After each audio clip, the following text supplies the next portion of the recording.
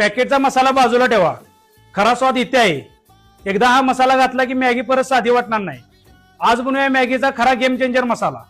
सुरुवातीला मसाले बघूया.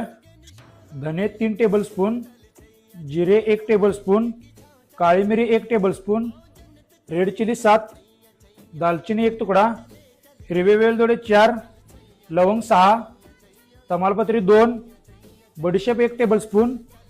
हे सर्व मसाले आपण ड्राय रोस्ट करून घेऊया आणि याच्यामध्ये अजून आपण ड्राय मसाले ऍड करणार आहे, ते आपण नंतर बघू.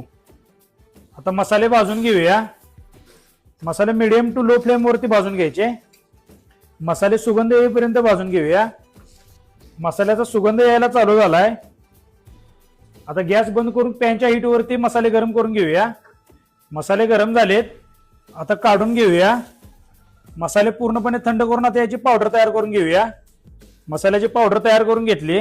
आता लागणारे ऍडिशनल ड्राय मसाले बघूया.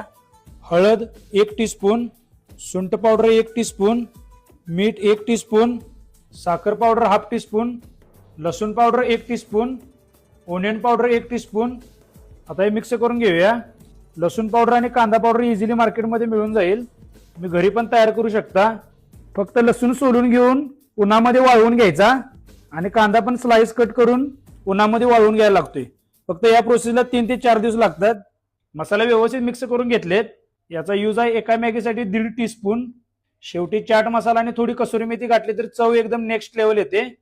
हा मसाला एअरपॅक कंटेनर मध्ये 2 महिने स्टोअर करून ठेवू शकता. मॅगी मसाला तयार आहे.